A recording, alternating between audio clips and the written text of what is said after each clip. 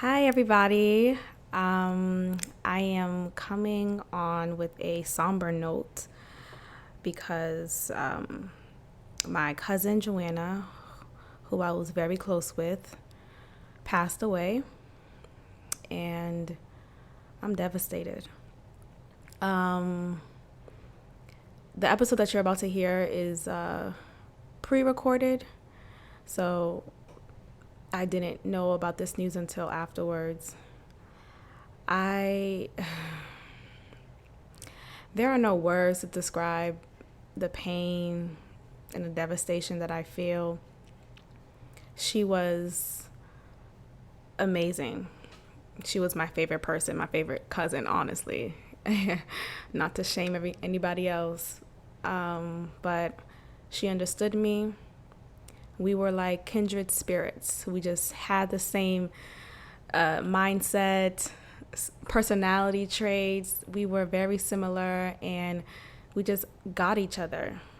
Our humor, our mannerisms, like I admired her. And she is just a pure exemplar of someone who is compassionate, someone who has an open, giving heart. She's non-judgmental. I could talk to her about anything, and she was just genuine. And I can't. I know I'm not the only one who's had this amazing friendship, relationship, familial relationship with her. Has so many other people could have very similar expressions of who Joanna was. She was an avid supporter of my podcast. Always followed up with me with whatever shit I said on here, and was just always there, and I could always count on her. And it's very unbelievable, when you have these moments of just death, right? I think typically people would say you're reminded of mortality. Death is expected. Death is promised. Tomorrow's not promised. Whatever else that you may have set for your life, right? The plans for the future, it's not promised, right? We could plan for the future, and thankfully, God willing, we get to accomplish those goals, right? But with death, that is a fact. We will all have our time. And I guess this just was her time. There are moments when, and of course, I'm crying every half hour, like just in disbelief and pure sadness. And then there are moments when I'm so grateful. I'm so grateful to have had her in my life. We weren't distant, like we were close cousins. We grew up together. So I knew her my whole 29 years of living. I knew her all of my life. And I'm so grateful for that. I'm so grateful for all of the Beyonce concerts that we went to. And the ones that we went to together, the ones that we went to separately, and that we talked about together. I'm so grateful for the jokes that we shared, and the shit that we'll talk with each other. Yeah, I miss her. I will always miss her, and I will always love her. And I know she was the main person telling me, when are you going to get some merch? When are you going to get some merch? So I know I can't stop this podcast. I have to continue working on this podcast and developing it more and more. And it's definitely in honor of my cousin Joanna. So, I think, with the happy moments, all of the moments I've had with Joanna, those moments have been keeping me smiling in this time of grief. And it's really giving me the strength that I need to even give this to give this recording. So, typically when people talk about death, the last words are to remind each other and ourselves to love on each other, to let go of grudges, to be kind, and ultimately what I want to add to that is to not live in fear, but to just live. We give ourselves excuses and we say we can't do this because it's too scary. We can't go after that dream because it's too far reaching. Whatever the excuse that we give ourselves to not really live our life the way that we want to, it's really hurting us. Because like I said, death is promised. We cannot determine when we die. We cannot determine how we die. We can't determine that at all, but we can determine death is promised. And what I just want to leave this with is motivation for everyone and for myself to really go after your dreams, really love freely, courageously, to be you courageously, to just be fearlessly, be free, be fearless, and to live. So with that being said, I'm just going to end this part here, And to Joanna, my cousin, I love you so much. I miss you. I will always miss you. And I will always love you. I hope you can still listen to my podcast and tell me what you think. But yeah.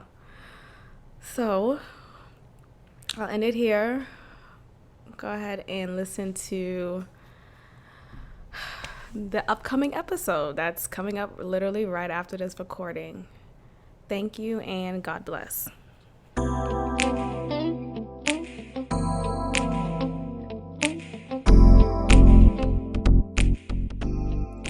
Hey everybody, welcome back to another episode of God Built This podcast. I'm your host Maxine and we're on episode 74.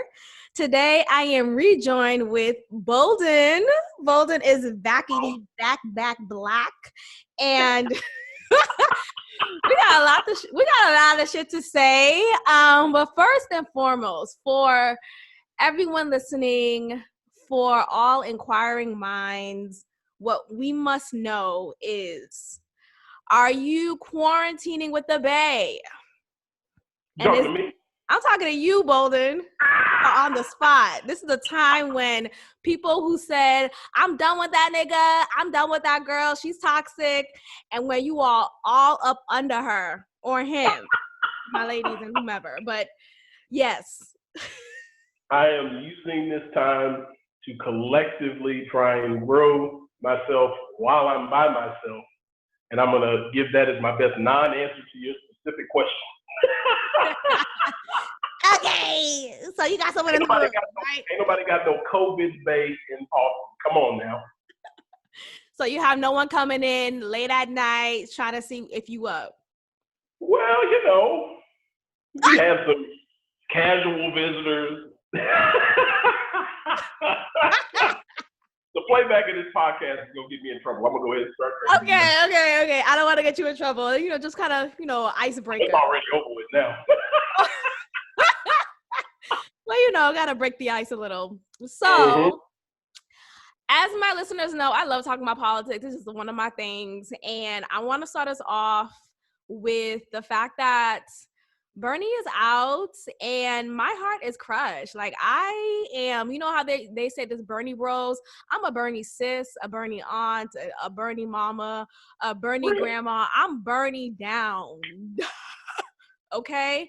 And I'm down because he was the I ain't got time for this shit no more type of voice. He was the revolutionist, the sound, the anger, the furor that I needed to hear and feel, that spoke to what this world was going through and not being PC. I'm tired of the PC shit. And the fact that he's now suspended his campaign because things just wasn't looking right number wise. Biden was getting more of the light, and it seems like he is the now Democratic presidential nominee. How do you feel about this? All right, so I am for our viewing audience, I'm a Texas born and raised, born in Houston, Southwest Houston, from Fort Bend County, Sugarland area. Went to school at Texas A&M, live in Austin, work in construction now. So you have to have all that background to kind of understand politically where I come down. I consider myself a pretty blue dog. I'm not going to say conservative Democrat, but we'll just use blue dog Democrat. I don't vote straight tickets, so you will see me voting on both sides of the aisle. I understand the business community and their position, which is generally fairly Republican. That's where I got a lot of that from Texas A&M, and then working in construction, it might as well be like working in politics with all of the issues. So for me, when we talk about Bernie Sanders, I'm actually not a major Bernie movement fan because I'm a party kind of person generally. First off, with Bernie Sanders, you talk about the last 5 years of politics, and really we just talk about the sausage making of politics. Bernie Sanders has been one of the driving forces of the Democratic Party establishment movement, conversation, policy, etc., that has moved the entire party from one place to another. And what he has done, I was telling somebody earlier today, is generationally going to be felt. And folks who supported him really need to be able to step back and see the things that he's done in this 5 years, really in 40 years of public life. So I really feel like it's an underinvestment to have supported him. But all of us now, having lived 4 years with Brother Orange Peel in the office, we need to find a way to get behind Biden, who is an imperfect character. In terms of Democratic politics, he's not my favorite politician. He's in what I can tell is the later stages of life. We're going to have to treat him like Reagan. I don't think he ends up serving more than 4 years as it is anyway. So a lot of this conversation about politics today is really about 2024 politics. 2020 politics is going to be a bit of a crapshoot. We got a whole list of agenda things, a whole list of really wonky conversations about how we're going to vote through this pandemic. That mess that just happened in Wisconsin is a whole litmus test of things that are going to happen everywhere else. And if you go and pull up legislation and or court cases that are being filed as a result of what happened in Wisconsin, that's really where we need to set our charge to make sure we have plenty of folks who have access to voting. But to answer your question, I really respect what Bernie has done in 40 years of public life in the last 5 years, running 4 elections. But what I need us as a Democratic coalition of people to do is sort of put our within one big tent party partisan differences aside, because what we can't have is another 4 years of Trump. And I sound like somebody's advertisement that you hear all the time, but I feel like until we move past Trump, we really only have to deal with 100 days of Biden, and then we're back into the election cycle for 2024 as it is anyway. So I'll shut up and listen. That's a good way to look at it, because I forgot that Biden did say initially that his goal is to just get in there for 4 years. He didn't really sound, Yeah, it's one of those well-kept, or let's say not well-kept secrets around the Biden campaign. You can go and talk to folks in and throughout the Texas Democratic Party, the DNC, et cetera. It's one of those things that's not being talked about. But just watch this VP discussion and who ends up being his vice president. That is going to squarely tell you that this is about 2024. And I'm telling you, we need to get our stuff together. 2020 is one conversation, but for 2024, the Republicans end up putting Nikki Haley on the ticket. I'm not going to say all bets are off, but she's a contender. She is politically one of the few people in the Republican Party who could change the trajectory of what people feel, particularly people of color, feel about the Republican Party.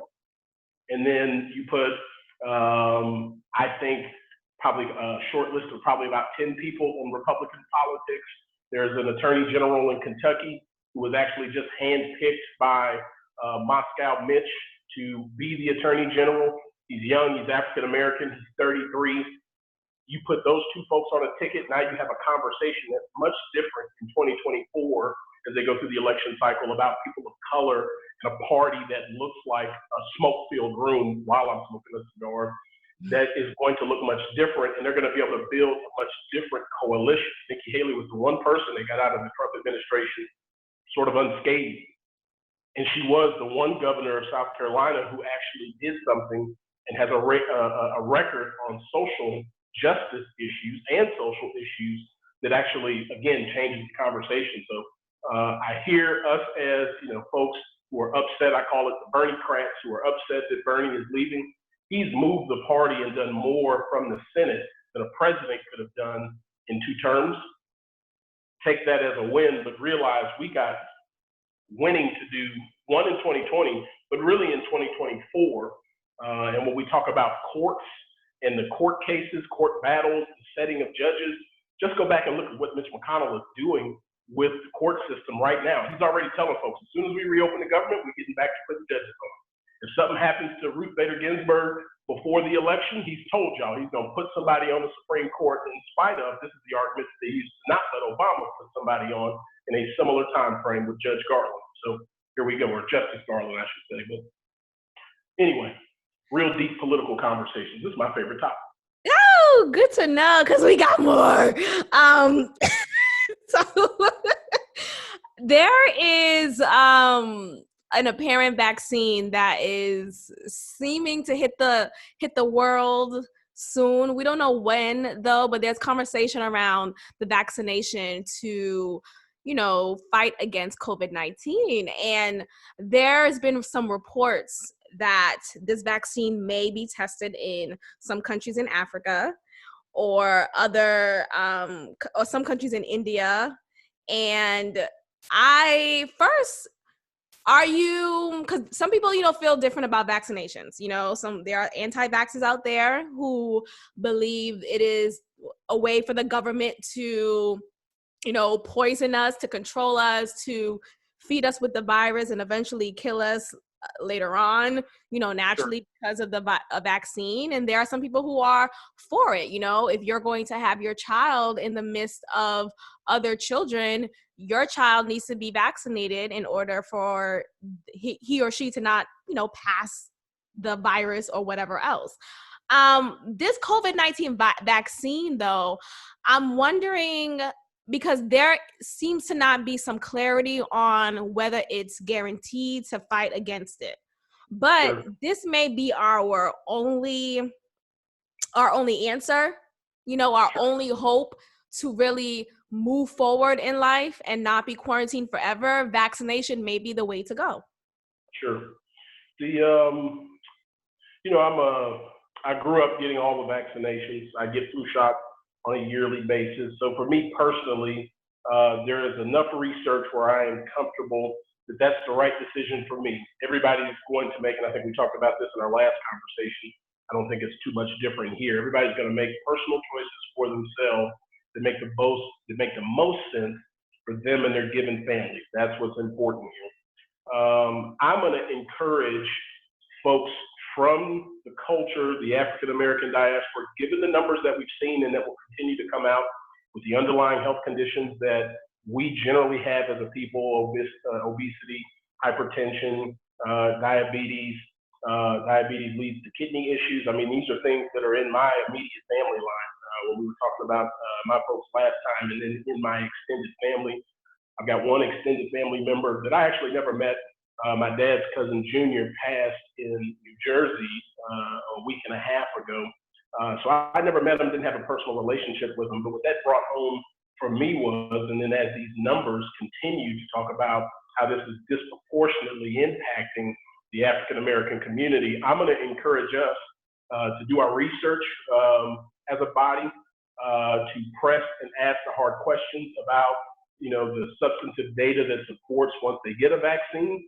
But if the data makes sense and we check that box, I'm going to suggest that we as a community go be the first folks in line to go protect ourselves.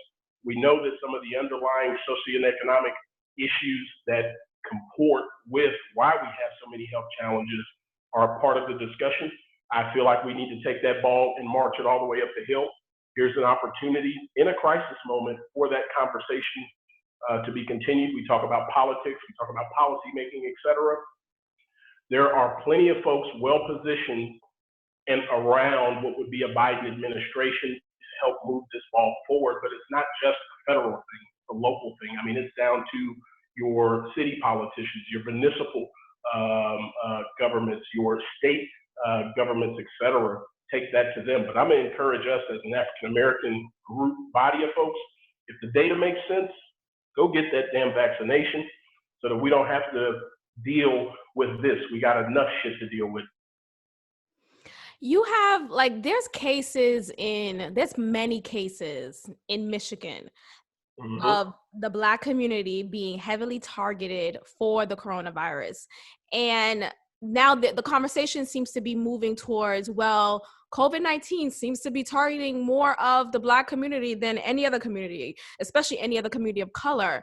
And I think the question is, not even the question, I think the statement is, that's the reason because of before the coronavirus. You have many Black people who had underlying medical conditions, who weren't able to get access to healthcare, who weren't able to get the proper education around food, around nutrition, about healthy eating. And so that it all contributes to them being high risk people for COVID-19. It just so happens to be that now, because of those underlying medical conditions, they are targeted by COVID-19. It doesn't mean that this virus is biased towards Black people. It doesn't mean that white people or Hispanic people shouldn't worry, only Black. I feel like now there seems to be people who are more concerned with the fact that, Black people are more at target. And the problem with that is there is just a lack of access, education, opportunity for Black people to thrive within their own bodies. And so we're fighting against our own bodies. We're fighting against what we thought was healthy living, right? But now we're realizing, we have high cholesterol, we have diabetes, we have all of these things. And now you want me to trust the government to vaccinate me? Now, I'm for vaccination. I'm for doing whatever it takes, but I'm hoping that this will be done all around, right? I don't want the first 100 people who gets vaccinated happen to be African Americans, and okay, well, we're good. And now the white people, or you know what I mean? Maybe I'm thinking too much, but I just fear that we're not equalizing this as much as we can because of history. Yeah. And really, I mean, you hit the nail on the head talking about the financial pieces, the social way that we operate, the way we grew up on grandmother's cooking that's traditionally not as healthy, especially as you get older. I know a ton of folks that are our age that don't eat anything like our parents or like our grandparents did. One, just in terms of a community of folks trying to be fit, one, but two, just trying to be healthier. But three, because we have access to more information that suggests that, wait a minute, that bacon 3 times a day, or meat, animal proteins 3 times a day, and things that are high in all of the bad things that we eat. I mean, I'm a product of that. I'm a big guy. I like to eat. I'm as country as an $8 bag of coins. That's a reference that you guys will catch when you listen to this the second time. But even through just watching all of this, I've said, you know what, wait a minute. I don't have any of those underlying conditions today, but hereditary wise, I've got all of those things in the bloodline. So I've got to do something different. And if nothing that this COVID thing has done is allowed enough quiet time to reflect and to start taking some action with, how you're eating, cooking more at the house, which is something I used to do when I was in college. It was a financial decision. Then as you get further financially, that becomes a priority or less of a priority. Getting up and running, when I first got into college, I ran a couple marathons or half marathons. Hadn't done one of those in 5 years, so I had to put that back on the goal list to say we need to get that back together. But that's as a product of watching this disproportionately affect us. And to your point, we don't need to be the first 100 people there. Like anything, as we reopen the government or as we reopen the economy in general, we need to be careful as they then distribute the vaccine. When I say go and do your research, go and make sure that we have checked the boxes, go and also push and make sure that we're asking for more resources, more attention, more discussion within our own diaspora about how we treat ourselves, how we take care of ourselves. All of that is kind of a holistic, two-step approach to how we take what is a tragedy. I think we're over 100,000 deaths now for COVID. I think the U.S. is now the leading country for deaths, and we're not even done. These next 2 weeks are supposed to be some of the higher death tolls, so that's only going to continue. The things that are happening down in New Orleans, we talked about what's going on in Michigan, the things that are happening in the south side of Chicago, the things that are happening where Black and brown folks live up in New York City. These are things that we as a generation of folks, one of my frat brothers, Lee Merritt, who's actually a big Bernie Sanders supporter, shout out to him, says all the time, is this is on us. We're asking for folks with a hand to help, but we've got to have an action plan, and then we've got to have a discussion amongst ourselves, a community that says that, guys, we can do better. We know better collectively. We know that parts of our community don't have access to the same information as those of us who have been fortunate.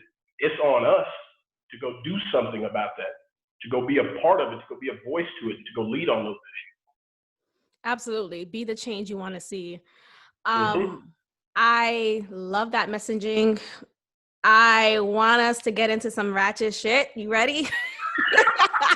It's real intellectual so far, so now we're about to get into the mud. Here we go. Gotta get some balance. So I came across this foolish ass statement that I don't know if this is one of your niggas. Okay, I don't know if you co-sign with this as a Black man, but Waka Flocka recently said that cheating on his wife, yes, we getting into it, Bolden. Waka Flocka claims cheating on his wife, Tammy Rivera, made her better. Now, there's a plethora of reasons why I am so against this statement, but let's start with the mere fact that what I believe that with this statement, what it does is problematic. It removes the accountability and it removes the remorse that the person, the man in this case in particular, should feel for betraying and violating the trust of his woman, right? Now, instead of having that accountability, he's now thinking about it and rationalizing it. He's saying like, well, hey, if I would have cheated, you wouldn't have cooked more in this house, right? If I would have cheated, you wouldn't have known to, suck my dick more. And yeah, we're sucking dick now. Okay?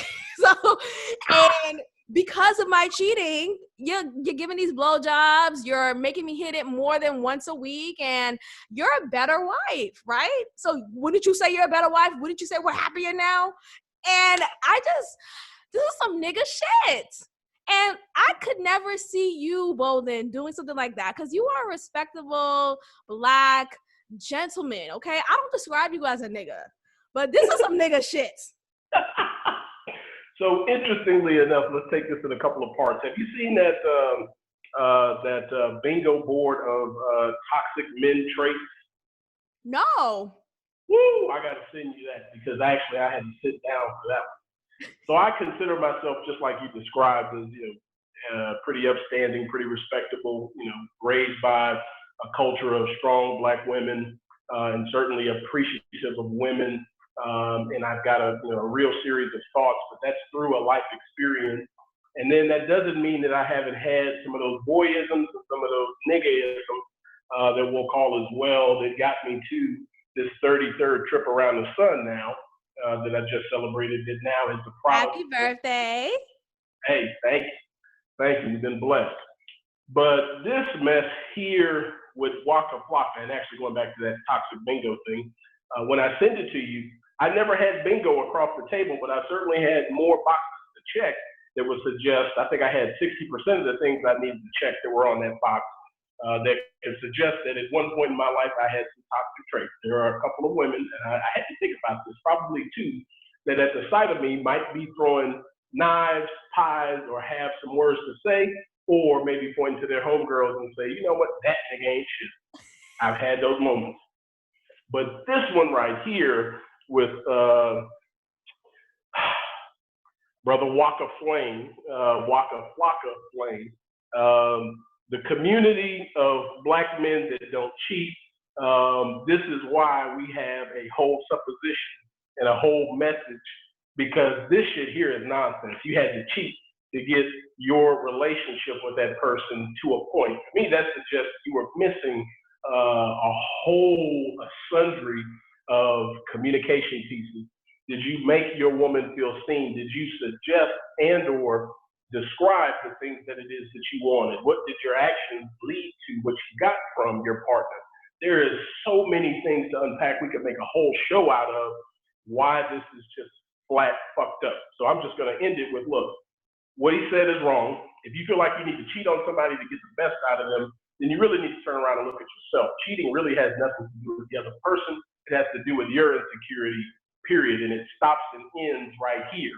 You want more from a relationship with somebody, then your job as a man is to lead it in that direction. If you're unwilling to lead it in the direction that it needs to go, then what you're suggesting is you got boyisms and you're ready for your woman to turn around and lead. And so though she may have the product of that cheating situation, decided she's going to lean in and do some things differently, or some things have changed within y'all's relationship, that's her leading on that. That's not him, period. Flat as that. Can't denounce it with heavier language than that. He can do better. I would hope he could do better. Don't know that he does better, but I would hope that he could do better. Because what's going to stop him from cheating now?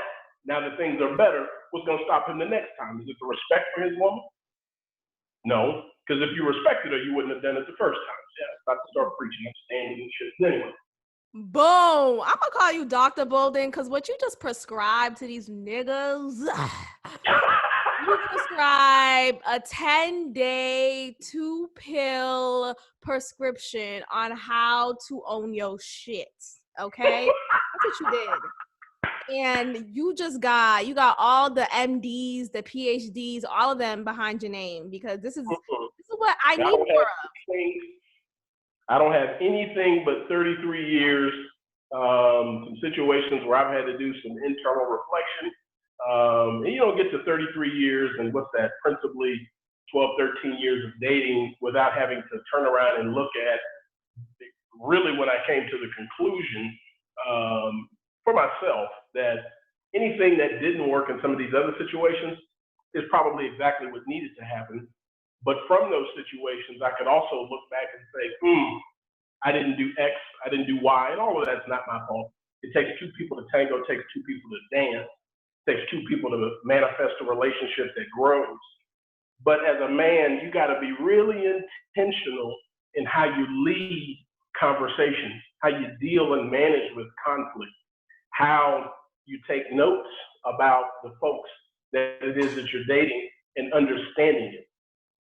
Understanding them, understanding that, you know, part of being non-passive aggressive is to see folks, meet them where they are, and then to court them, to show them an experience that gives them confidence for where your relationship can go and grow.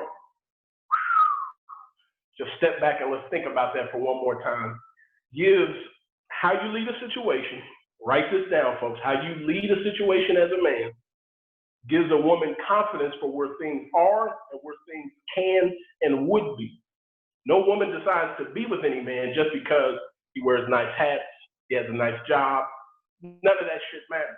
When she is marrying, once she makes that decision, or once you make that decision about one another, is in this season of life, I appreciate this person, but in the next season of life, I think that that person is somebody that I can be with, and it's substantive, and it's something that we can grow and meet each other in each one of these next seasons of life. So not only are you Dr. Bolden, you are pastor, reverend, priest. I don't need what that else? on my spirit. Like, yes. Where can I tithe you? Anyway, Funny story. My grandmother, if you let my grandmother tell it, she's in Florida doing well through all the COVID business, but is the most praying grandmother you ever saw. You let her tell it, she would tell you I was going to end up preaching at some point. And I keep telling her, look, I don't need that on my conscience. I don't need it. And I actually have a best friend from college who actually is a pastor who grew up in the church.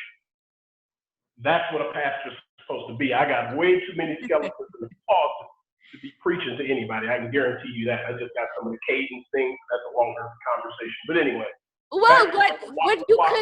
Well, what you could also, maybe explore is maybe some motivational speaking, maybe some, like, I feel like you're the voice amongst your male friends. I'm sure you have other male friends who are well-spoken and well accounted for as well. But I feel like you may be one of those well-voiced male friends amongst your group who speak life into your friends, I'm certainly probably one of the only ones that's single at this point. But I also, you're an average of the 5 people you spend the most time with, and you go and select the kind of folks that ends up being your friends.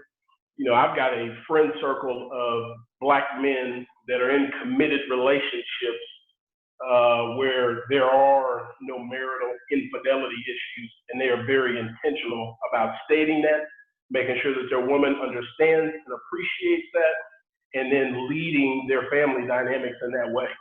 Here in Austin, I got a line brother who just had a baby, as a matter of fact, probably 2.5 weeks ago, Joanna was born. And man, when I tell you, we as a group, we used to be the troublemaker cues when we showed up, because we had whatever your flavor was. You like them tall and light skinned, we got that. You like them tall and brown skinned, you like that. You like the dancing in front of your line types like yours true, we had that. We had the conversational folks, we had the naked cues, we had all of that. Well, I'm gonna need about 2 numbers by the end of this conversation. Thank you. What's funny though is it's only 2 of us. I came on a line of 4. Only 2 of us are still single, but the other 2 are in long-term relationships. This line brother that just had a baby, I think, is a really good example of just one of those close friends that was in one space when we were in college and is now in his space of fatherhood. I haven't even got to meet his daughter yet, and he lives 10 minutes from me. But that's because the COVID business is going on. So the best decision for his family that I support is that, look, they got kind of a closed house situation. They're going to manage through the COVID.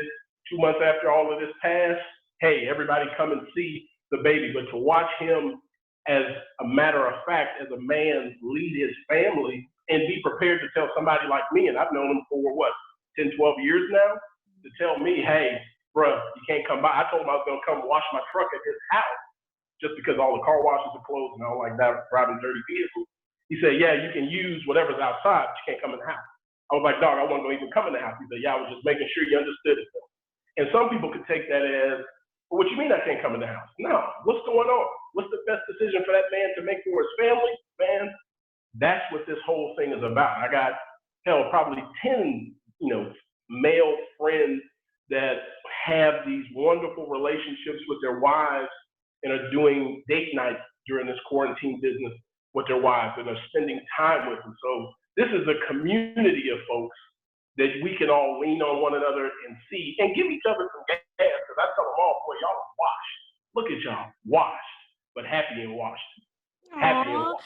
See, and that's the messaging. That's the example that I should see on the Shade Room. way. Obviously, it's not going to be that way. But the problem with what Waka Flocka said is that there's a lot of women who are not confident in who they are, who don't have high self-esteem, who don't love themselves, who came from broken homes, and who would accept this bullshit ass reasoning by their husband, who would say the same thing as Waka Flocka did. Like, hey, you know, me cheating on you, did it make you a better wife though? And that's where my heart breaks for this, because I think about those women who don't have a voice yet and who are feeling trapped in a marriage, in a relationship, thinking that, well, you know, we got through it. We had our ups and downs, and this made our marriage better. And there's so many examples of that within like religious marriages, home, like faith-based marriages, you know, whether it's their pastor husband, or maybe their deacon husband, or just maybe just a church goer, and they feel like, well, I'm just gonna have to put up with whatever bullshit my husband decides to bring into our marriage. And I've always been vocal about, no, like, no. I'm not married to the idea of staying with someone despite any and everything that they do to break your mental sanity. I do believe in the whole, I do respect the vows that's taken, you know, when you get married, you know, through thick and thin. I do believe that. And I'm not saying that once you cheat, I'm done. I do believe in working it out, but I have a problem when it's impulsively, when it's compulsive, when it's just straight up disrespect. When you don't respect me as a human being, never mind your wife, that's secondary. Just has a damn woman, has a person, and you don't respect me as such. And now I'm supposed to just put up with it, oh, because we made a vow to God. Well, God sees you're cheating. Yeah, no, God sees you had a baby on me. Our vow to God, and actually my pastor best friend said that, you know, how he knew his wife was the one, and I'm paraphrasing here. He said it like got married in 2012, so what's that, 8 years ago. But what he said then was his faith in God was that God brought him a woman and entrusted him enough to lead that woman, which means that he respected her secondarily, but his respect for God, his faith in God, is what then gave him the strength to continue to move in a direction that was, as he deemed, right and necessary. So unpack some of those parts. Your relationship with somebody, especially once you take the vow of marriage, really is nothing to do with that person. Yeah, it's about that person and these feelings, and we're making this commitment to one another.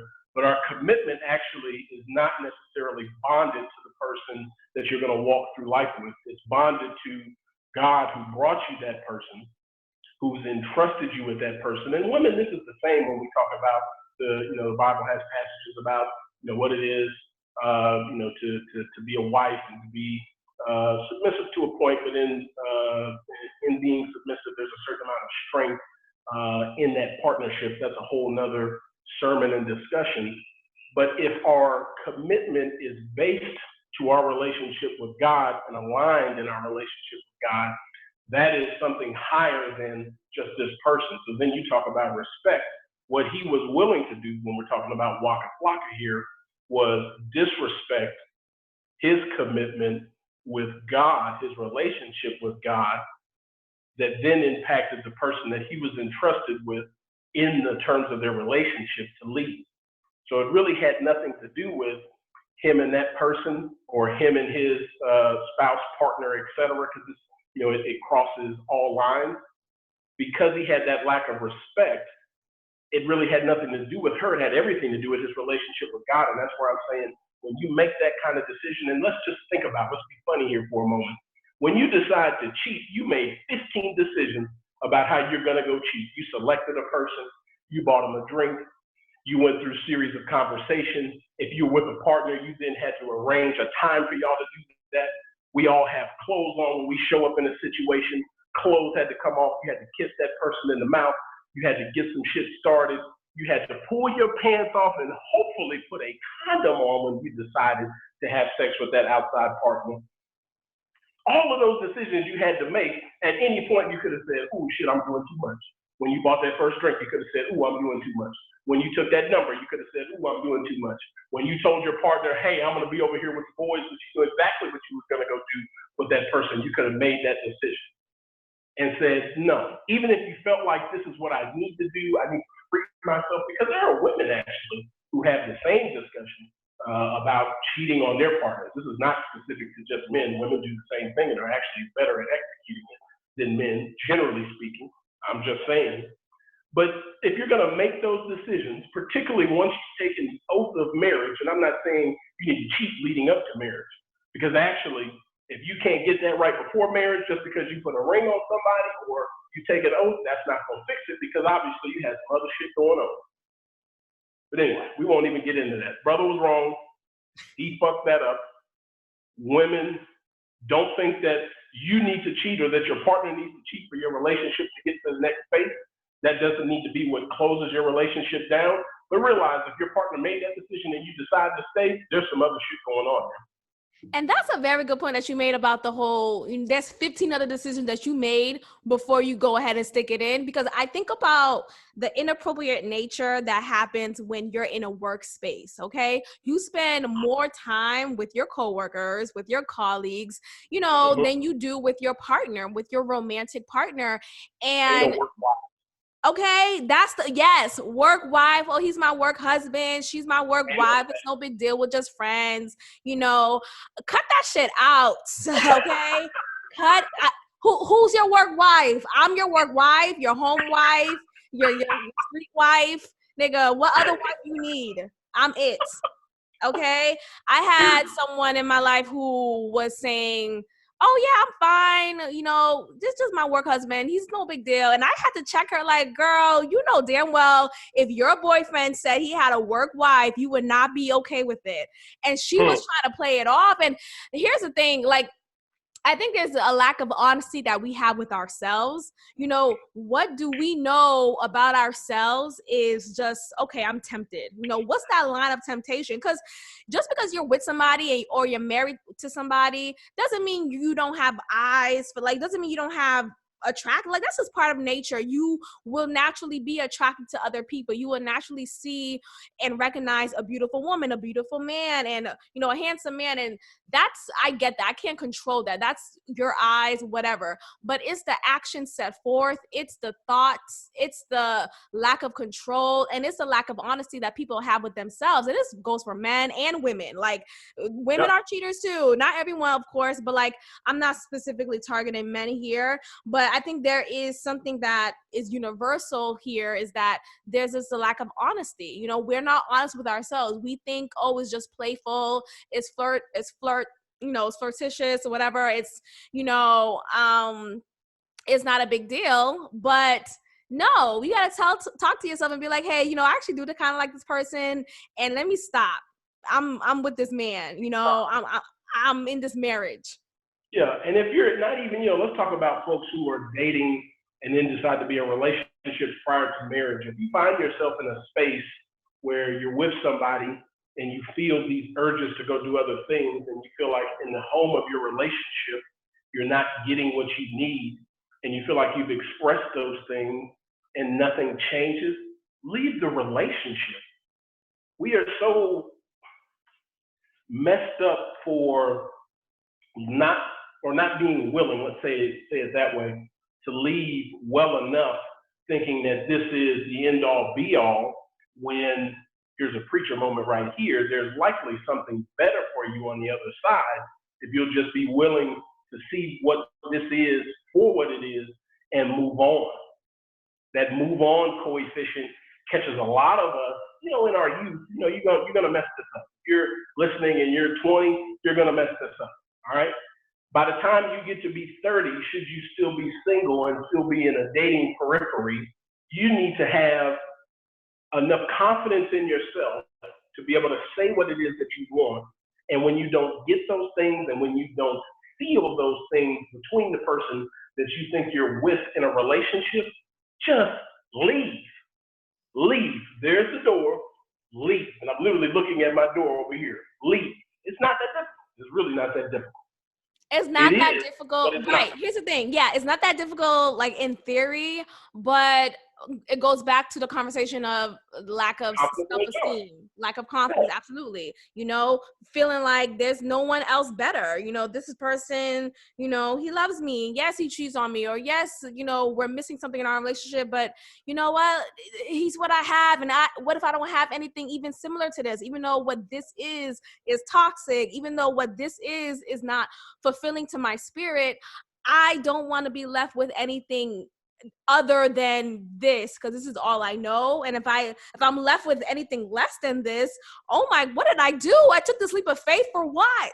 If you're willing to be risk adverse when you talk about what you want, what you need, what you want to contribute to a relationship with somebody, then you're asking folks to this is another conversation about self-confidence. You're asking folks to be disrespectful to you in that lack of confidence and unwillingness to move on or to state what it is that we want. Be firm in that conversation, and then hold folks to account or be appreciative when they start taking direction to change those pieces of your relationship. But if they don't change, just because a relationship goes on for 10 years, 5 years, 3 years, that doesn't mean it was ever going to change. And then if you think if you get to the destination of marriage, all you're setting yourself up for is an unfulfilled marriage. But we sound like marriage counselors. What else we got? Yeah. So there was a PSA video sent out by Little Baby's mother, and her message to many young women out there is to not have a baby. Pretty much, a baby ruins a relationship, and don't invite a baby into this relationship. And I'm not too familiar with what their relationship is about. I've heard that it's toxic, has many other young hip hop relationship is. But the statement of, a baby or messes up a relationship. I think about like how I remember being younger and seeing women around a few years older than me and hearing the rhetoric of, well, a baby could either keep him or make him go. And a baby was weaponized. A baby was used as a weapon to make the man stay, or if he doesn't stay, then he becomes a deadbeat, and now you go through that whole process. But now hearing a woman say for herself, don't have this baby, it's gonna ruin a relationship, it takes away the whole image of women being this stereotypical nurturing, comforting, I just want to be a mother and that's it for the rest of my life. And it opens a conversation for, well, there are women out there who may not have dreamt to be a mother, right? Or who may have just fell into it. And now they fell into it. They have this glorious baby. Yes, it's a blessing. And we could also be honest here and recognize it's a lot of work, being a mother. And it's a lot of work being a mother with a father who may not be present, who may not fill my love tank, who may not care about this baby and me. So damn, he's not giving me even more attention that I have been wanting before this baby came around. There are so many layers to this. I was actually, when you first presented this discussion topic, it really took me back for a couple of reasons. So I grew up in this, very close-knit family.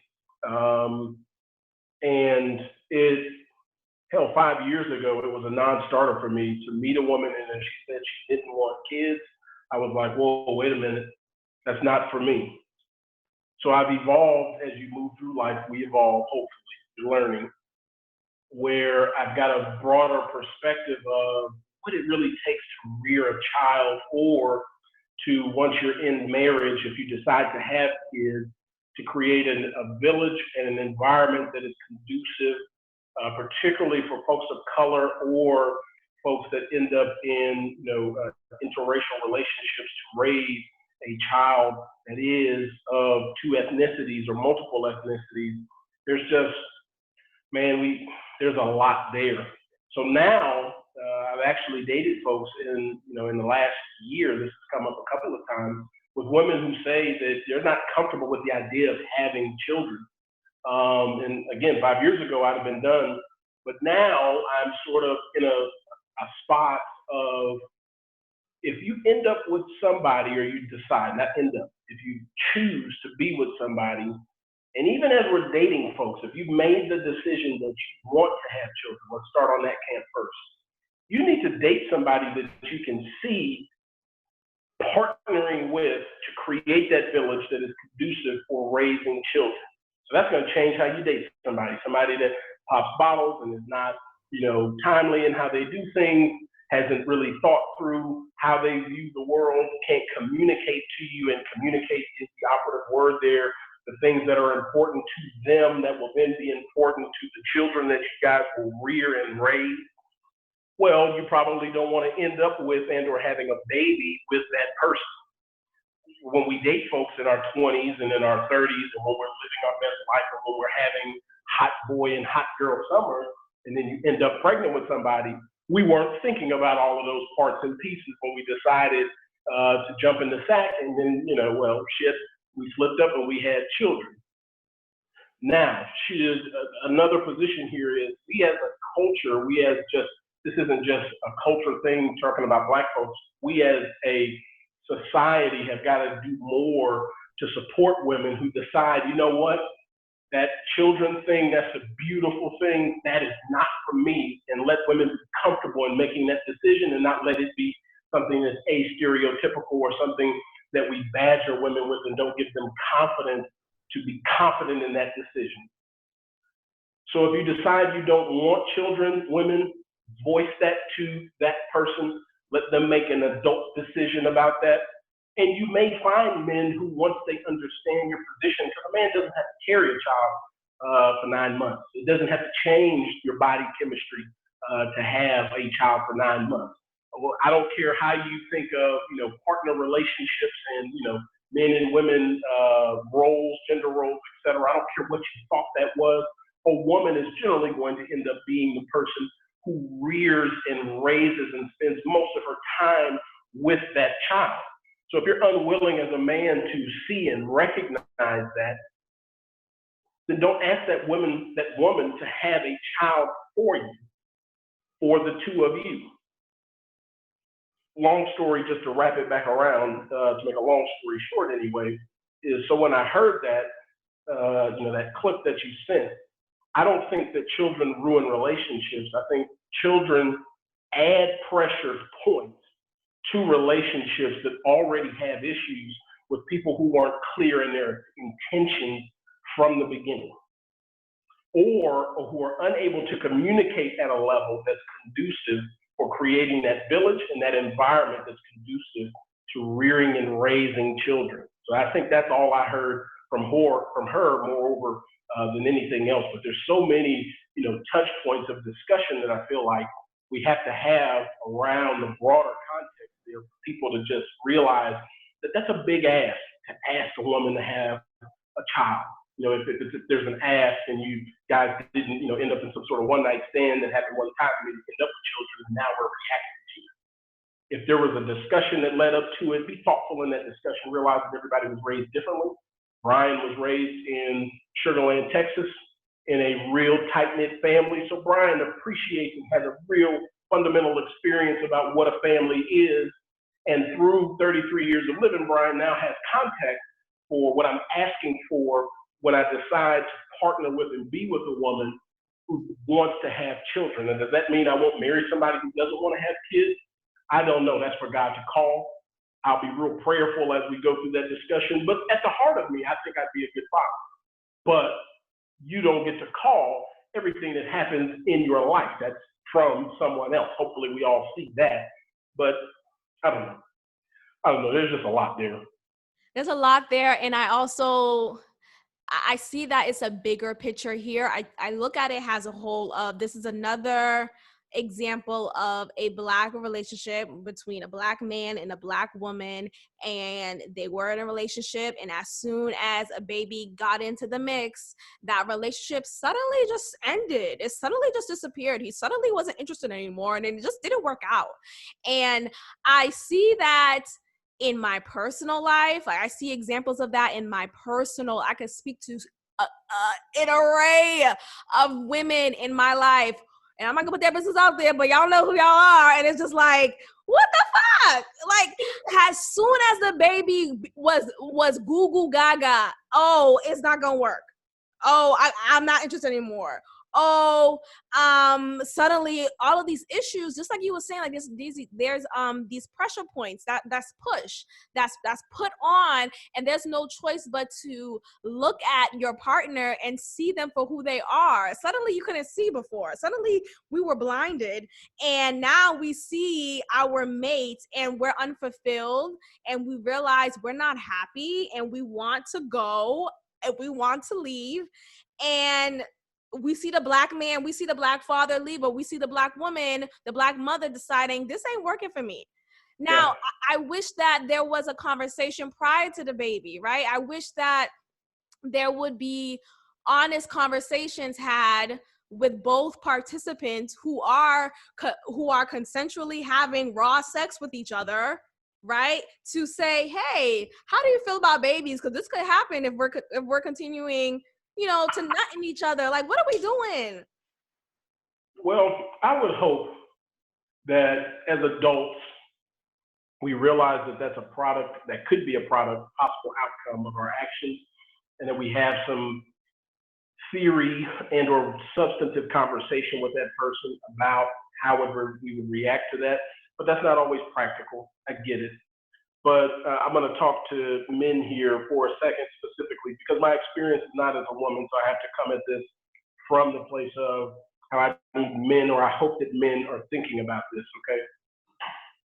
When you either choose to ask a woman to bear a child for you, or you end up in a circumstance where you were both in action, meaning fucking, and not using protection, realizing that this is an outcome, you as a man need to realize that in that relationship, if it continues, and it's not always right for it to continue, but especially if you ask that woman and y'all were in a relationship and it continues, how you need to approach that is from a place of seeing that woman for who she is today in this season prior to children, and realizing that that's going to look different in the next season. We talked about earlier, how you love somebody, how you decide, or a woman and a man chooses to be with somebody long term is not based on the kinetic energy of today. It's based on the potential energy of tomorrow. Hopefully it is.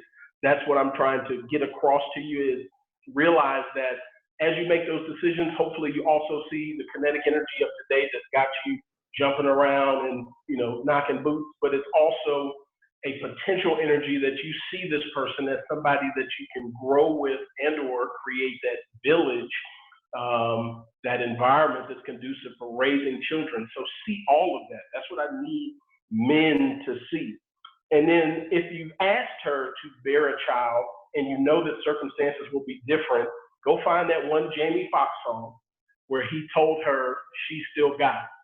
Because she needs to hear that, even if that's not one of her love languages and how she received it. There is not one woman who bared a child and immediately following bearing that child, raising that child, rearing that child, felt a moment of, I don't feel as sexy as I used to. Your job as a man, once you've chosen that woman and you chose her to bear and have your children, you also now got to create a little bit of fire in that relationship for her to see that you see her just as she was before, but only differently. She's now the mother of your children.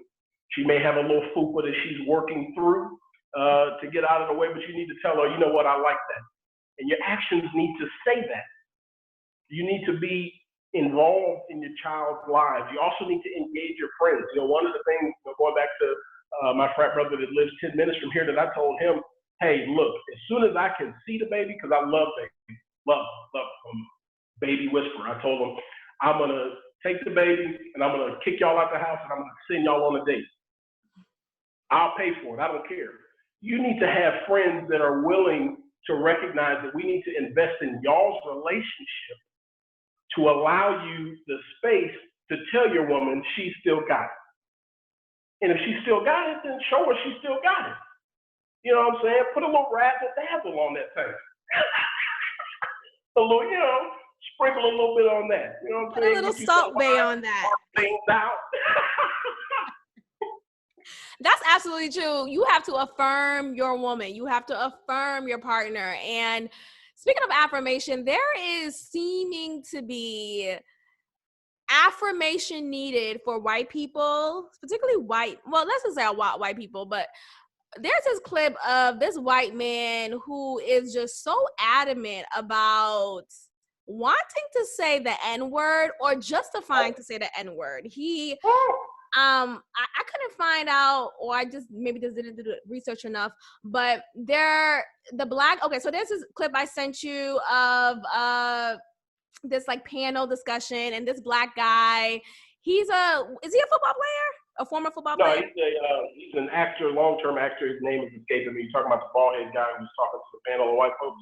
Yes. Okay, so he is pretty much giving this white man the energy that he needs, because this white man is justifying, this white co-host, he is justifying the use of the N-word, nigga, right? He's saying how, well, nigga is used casually in songs, in rap battles and in music. So why is it a one-way street? Why can't I casually say, if you are casually saying it, why can't this be given on the other side as well? And this black man, he is giving him hostilely, he's giving him with the aggression that is very valid. So needed to tell him, say it.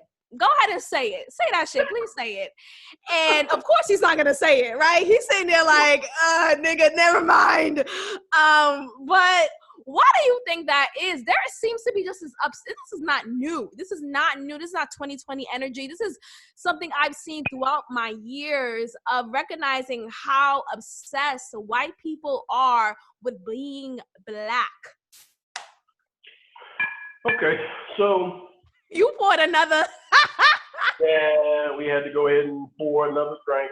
Drinking Sazerac. You are inspiring me, because I need, just side note, I don't have any liquor stash.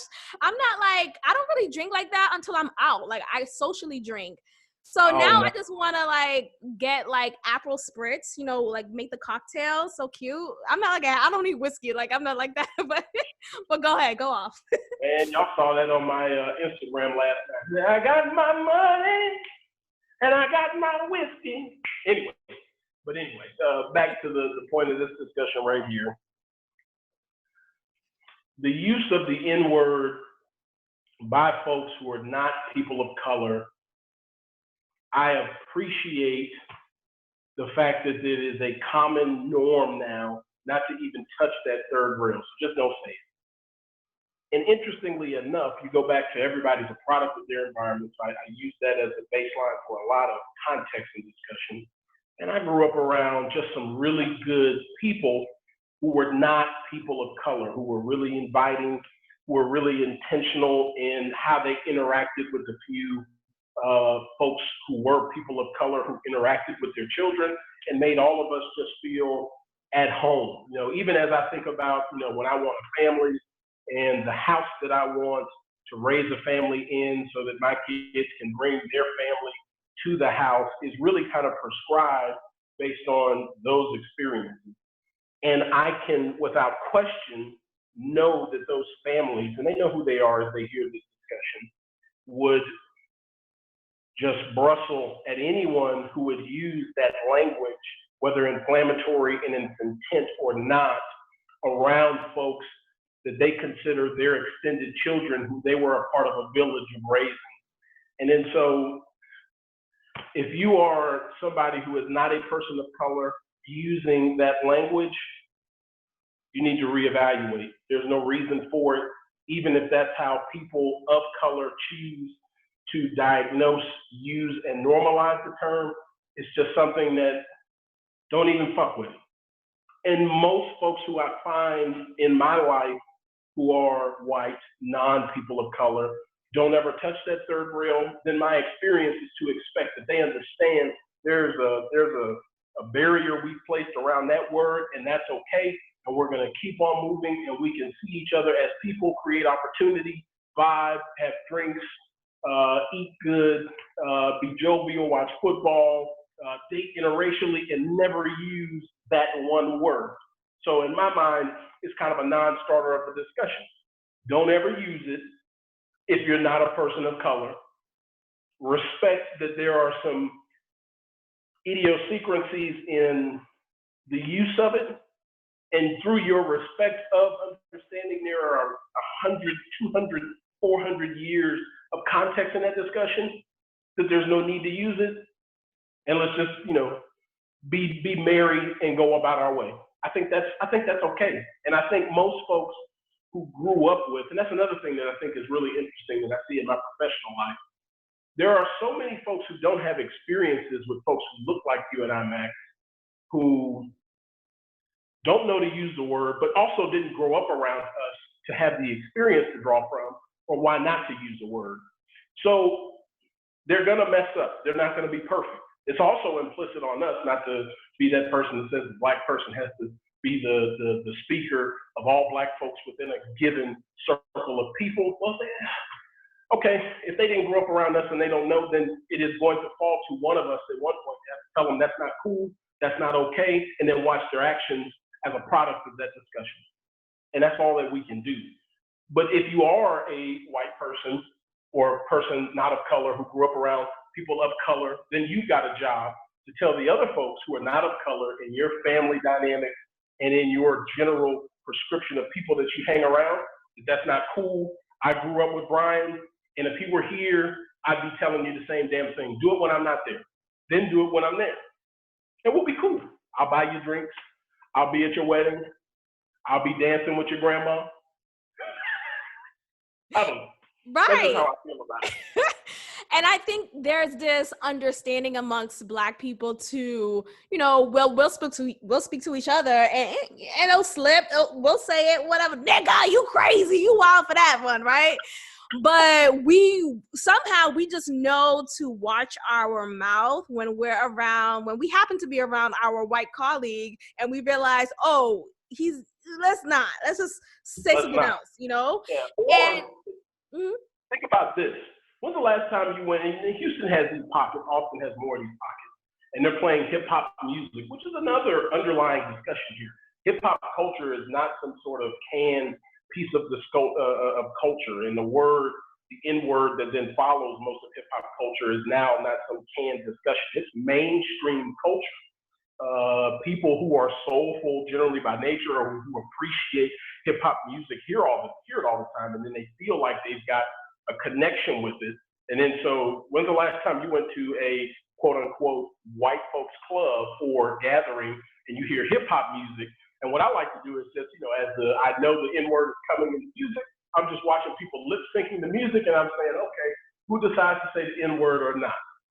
And by and large, most white folks will say something else when the N word comes up in any given song. But the ones who do say it, I'm always curious of, would you do that if your Black friends were here, or do you have Black friends to draw from who either told you don't do it or gave you a forum or an opportunity to discuss why you don't say it, and then you're either disrespecting your relationship with that person or you don't know better, so you don't do better.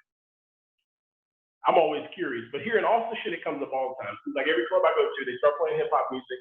You can purvey a room of 100 white folks, and I'm gonna have 70 white folks who don't say the N word, but I got 30 white folks who say the N word in those little, musical inclinations, and then those are the folks that we're talking about here. Right, and where's this level of comfort that you just have to say? It's one thing to say it in the privacy of your closet, deep in your basement, behind the cellar. Like, okay, I guess white boy, but to say it in a public space where there are obviously Black people here in abundance, to be like, nigga, what's my motherfucking name? Like, what? Don't do it. Don't do it. Please, I'm telling you right now, say it. Okay, don't do it. Definitely don't and that say was the energy that actor gave. He gave him. He said, "Well, go ahead and say it." He thugged him into not saying it. But it comes back to one of the fundamental premises of folks. Do unto others as you wish done onto them. And if you have an experience with folks of color and you know that's something that you don't do, then just don't do it. And then be willing, if you're not a person of color, around other people who are not of color, to tell folks, hey, that's not cool, and this is why. And it doesn't have to be some sort of long, drawn-out 45-minute conversation and coming with Jesus. It can be a 5-minute, hey, not cool because of these 2 reasons, let's keep on moving. And those experiences give people, again, the confidence to understand, I messed up and I can do better. Again, once you know better, do better. The folks I have issues with are who know better, who are unwilling to do better. Those are the folks we got problems with. Those are the folks I can't fuck with you. I just can't. Absolutely. And it's also, it's not even just the N-word that white people are obsessed with. It's just the Black culture as a whole. We see examples of that with the Kardashians, right? How they adopt many of our Black, culture, our Black hair, our Black men, and our Black skin. Suddenly their skin is darker and it's more. It's not just the summertime, it's throughout. Like wintertime, they're not pale anymore. And It's just, there was this recent video or image that I saw of this young white rapper. Her name is Bad Baby or Barbie.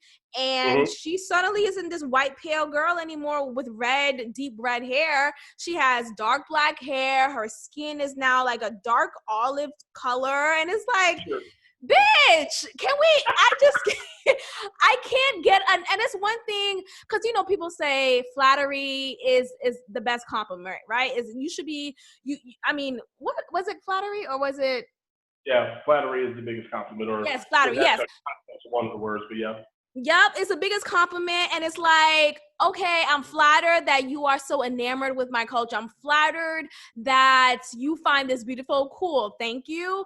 But what the problem lies is when you go into like real life, right? Corporate spaces, workspaces, spaces that don't accept Black beauty, that don't accept natural Black hair, and yet you have a Kim Kardashian who flaunts wearing cornrows, who calls it, I think she calls it boxer braids. Or there was another term that she said that wasn't actually Black correct, not politically correct, Black correct. And yet she's praised and it's accepted and it's on E! News. And it's like, wow, look at this new style. And yet Black women have been wearing cornrows like since the dawn of time. Yet we can't go into work with that hairstyle. We can't go on never mind an interview. Nigga, I would have to put my locks in a bun. Like, I don't know, make sure my edges are not tightly coiled. I have to kind of brush them in. And it's just this reality check for Black people to turn down their Blackness, and now white people to kind of turn it up a notch. But this, I think it comes back to that know better, do better. And then we also have to realize that in today's society, we actually have, again, my personal experience, we have a fair amount of white folks who are raised knee deep in Black culture. So then what's fair and what's reasonable for them who I don't identify as Black, because they're not, but were raised around that culture and play, and it's something as simple as they played sports. So they grew up playing football their whole life. So they grew up around a team that was 80% African-American. There was 20% white kids. So they're very comfortable around Black folks. And then so they've adopted some of the cultural idiosyncrasies, the music, the swagger. You got your Travis Kelce's out here that got as much swagger as a white man that grew up in Ohio as most brothers who grew up in the hood. So how is he supposed to operate? Well, the way he operates is he's got one of the baddest sisters in the game who works for BET, who's at the top of her game, and they found a relationship and they found love. So what's really right? Well, let me back it up this way. What's good for the goose is good for the gander. So I feel like as we then step back and realize that, again, hip hop culture, Black culture that used to be kind of this canned in our own region, in our own community thing, is no longer that. It's mainstream culture. So you're going to have people who, though they cannot identify as people of color, identify with the experience growing up around folks of color and are more comfortable in that space than they are around their own folks, I think we also have to have room for the conversation to allow them to be authentic, because most of those folks who are white, who grew up around us, we'll call it that, actually do a pretty good job of understanding and diagnosing the things to stay away from in discussions that have specificity around folks of color, and recognizing that they are just white. It's okay. But when Travis Scott turns on, they know all of the lyrics, and they leave the N-word out of how they say things. And there are also the people in their white families who are telling their white families, hey, we're fucked up. Or I met this woman when I was in Vegas earlier in March, who grew up in Austin. She's from Westlake, Austin. She's an attorney, went to Baylor, big time construction lawyer attorney. And so that's how our original conversation was. But we're going to lead a diversity effort here in Austin. And what really drew me to her, not drew me to like try to holler at her or nothing, but what drew me to the discussion with her was that she says, look, I'm raising two white boys. They are very white, blue eyes. One has blonde hair, one has brunette hair. And I need them to realize that they are folks of privilege. And that because they are folks of privilege, they have a responsibility that they know better to do better. And that's exactly what she said. She was unprompted. It was in the first 5 minutes or first 10 minutes of our discussion. And I was like, you know what? That's a white woman I can fuck with. But it comports with, again, a lot of the experience that I had. Growing up in Sugar Land, Texas, you had a lot of white folks who grew up around some black folks and were just good at understanding how to navigate what could be difficult, but it came very naturally for them. And I feel like us as a black culture, we've got to be okay with folks who recognize the boundaries, stay within their boundaries, but are also frontline supporters of creating opportunities for our culture that are beyond what we can do for ourselves. I mean, I'm a product of it, and I don't get to where I'm at in my career without really good mentors. And then as I got to my first company, our company president, his college roommate was one of my frat brothers. And then so the first time he met me, he wasn't the person that hired me, but the first time I met him, we sat down, we had a discussion, and he was looking at my resume, and he hadn't seen it. Saw it then. He said, wait a minute, you pledged Omega Psi Phi. I said, yeah. He said, you have no good dirty dog. I said, oh shit, this discussion is about to go left. But then as I got to know him, he grew up in Garland, Texas. He grew up playing football. He grew up around mostly black folks. So he's one of the most soulful white guys I know, but he is very white. I mean, he is a staunch Republican, business, community leader kind of person, but his ass is soulful. His ass is soulful. His ass can two-step. His ass got some loud finger snaps. But he, we just talking about, some trivial stuff in terms of like recognizing the culture. But he was very good. And what it said to him when he saw that on my resume, having the experience of a roommate who pledged, who was also chairman of the board of the company that we were at, he knew that I was both capable, qualified, and able, given the opportunity, to do abundantly beyond what other folks would see. And he positioned me throughout the first 9 years of my career with that company to get to where I'm at now. That doesn't happen without folks like that. So we got to recognize real is real. Real is not dictated by just color. It's dictated by folks' experience and thus their actions. And if they know better, they do better. Absolutely. That's a really good point, because I think about there are so many white people who have, grown up with Black people in their lives, and it's not like they were trying to be Black. It's embedded in them in a way, like they just knew around them, my friend who just happens to be Black, right? It's not like my Black friend. That's a very... They hear Frankie Beverly and they start into an electric slide. Yes. They may not catch the downbeat, they may catch the upbeat, but they know what to do.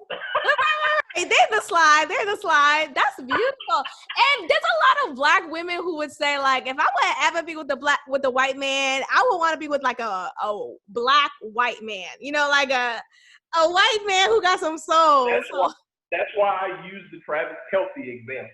I feel like he's a really good indicator for Black women who say they don't date white men, and I'm like, okay, well, we're gonna walk Travis Kelsey past y'all. He's not a brother, but the brother is tall, he's good looking, he's well dressed, he got some swagger about him. You telling me he walked by you and he, give you, the green eyed look that you're not gonna be like, well, hey. Okay, and he got the fade. What white man has a fade? Yeah. He got the beard with the, juices and berries shit. If I could grow a beard, I would be a problem. A whole era. Shoot, a whole era.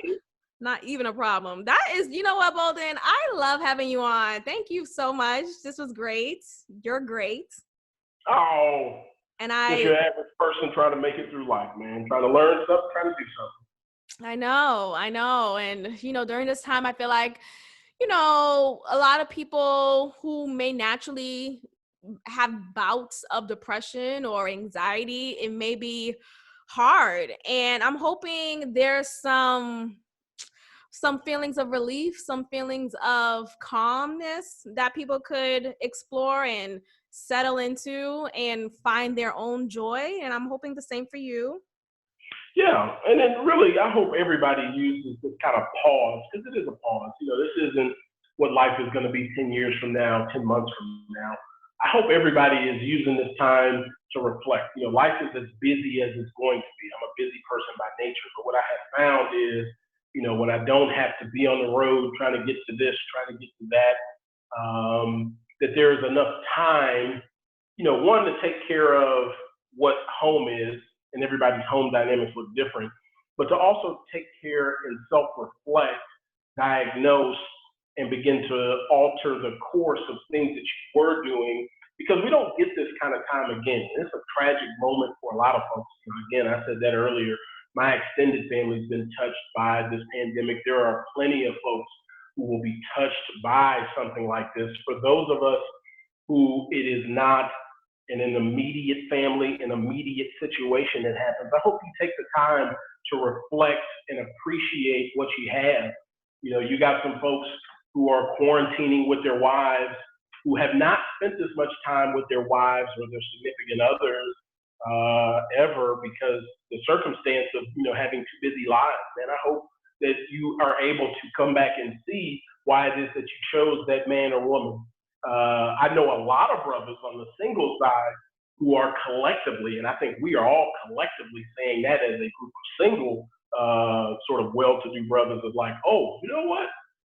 I ain't been playing, but I kind of been not putting both toes, 10 toes deep in the water. You know what? When this shit is over with, I got one person I need to go get up in their face and make sure they understand where I'm coming from. I've heard that one at least 10 times over. So for the sisters listening, be ready for them brothers to come at your throat after they come out. It ain't gonna just be to come at your throat just for some weekend hanging out. It's gonna be like, look, I was sitting in there by myself. I was making all my own meals. I was doing all my own dishes. And I realized, you know what, this person right here, I didn't give them the full brunt of what I intended to tell them, so I'm going to tell them now. So sisters, be ready to react. Be ready to be in a committed relationship. Oh, but the summer is going to be crazy after this. So don't expect it immediately. We all going to have our little fun, especially if the shit opens up by June 1. Everybody going to have their little last hot summer. But by September, cuffing season not gonna be just regular cuffing season. It's gonna be. It's about to be a whole marriage. What? Okay. What? We're gonna have a whole generation of babies after this as well. It's gonna be some crazy shit. It'll be good. Okay, that is real. So beware. Beware. All right. Well, you enjoy the rest of your day, and my listeners as well. Be safe. And as always, thank you for the invitation. Thank you for what it is that you're doing. I hope that you end up having a good time through this. I know a lot of teachers, and we talked about that before we got on, who are differently able to sort of self-prioritize the things that they're doing and how they approach what it is that they're doing, to kind of self-reflect about the communities that you guys are impacting. So I hope that you get the time and the grace and the thought to be able to do those things. If you're going to reposition yourself to do that, remember I called this last time I was here, you're going to be on the view. As long as I get my ticket to be in the minimum the third or fourth row, I don't need to be in the first two, but third or fourth row to support that endeavor. That's what we're here for. Absolutely. Thank you, Bolden. Be great, you all. Continue to support this podcast by subscribing, giving your 5-star review and your commentary. I encourage it all. Thank you, guys. Peace. And we're done. Thank you for tuning in to another episode of God Built This Podcast with your host, Maxine. Be sure to leave a review, give me 5 stars, and of course, subscribe. Also, follow God Built This Podcast on Instagram at God Built This Pod. God bless.